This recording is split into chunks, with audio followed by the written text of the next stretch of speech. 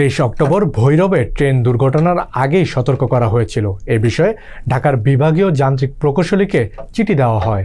এতে বলা হয়, টার্ন টেবিল বহুদিন ধরে নষ্ট হয়ে আছে। এমন গুরুত্বপূর্ণ চিঠি দেওয়ার পরও কর্তৃপক্ষ কোনো ধরনের পদক্ষেপ গ্রহণ না করা নিয়ে প্রশ্ন উঠেছে। নূর মামুনের তথ্য নিয়ে একটি ডেস্ক রিপোর্ট।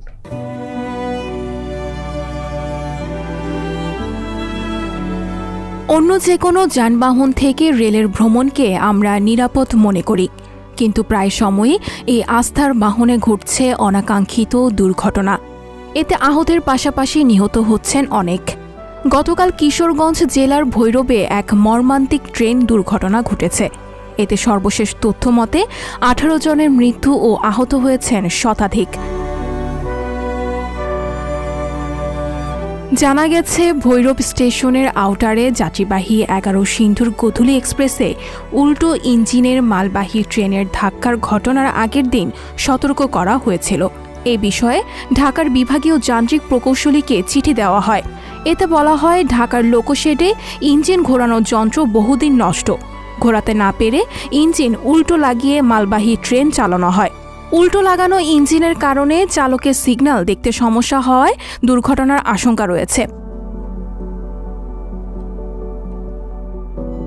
একই দিনে রেলের চট্টগ্রামে বিভাগীয় যান্ত্রিক প্রকৌশলী সাজিদ হাসান নির্ঝর স্বাক্ষরিত চিঠিতে ঢাকার বিভাগীয় যান্ত্রিক প্রকৌশলীকে জানানো হয়, ঢাকার লোকোশেডের টার্ন টেবিলটি নষ্ট, তাই লোকোমোটিভ ঘোরানো সম্ভব হচ্ছে না। ফলে 2600, 2900 এবং 3000 সিরিজের ইঞ্জিনগুলো পেছনের দিক সামনে রেখে ট্রেন চালাতে হয়। অনেক স্থানে নিরাপদ দূরত্ব থেকে সিগন্যাল এবং লেভেল ক্রসিং দেখা যায় না।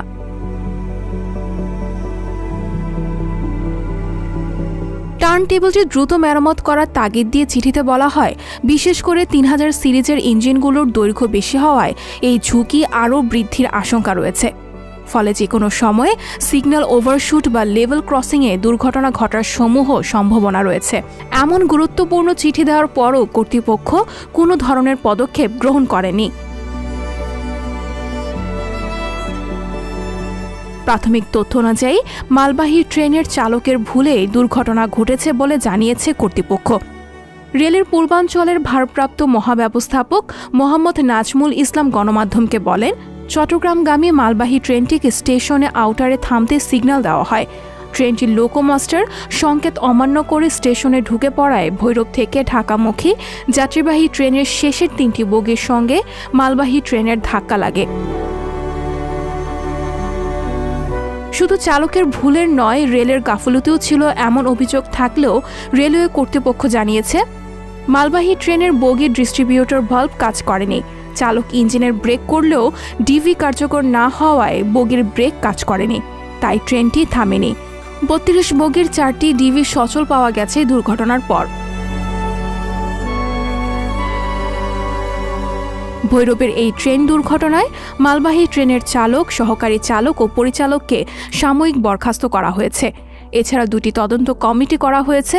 এর আগে গতকাল বিকেল 3:30টার দিকে এই দুর্ঘটনা ঘটে। সানজিদা শম্পা, সংবাদ প্রকাশ।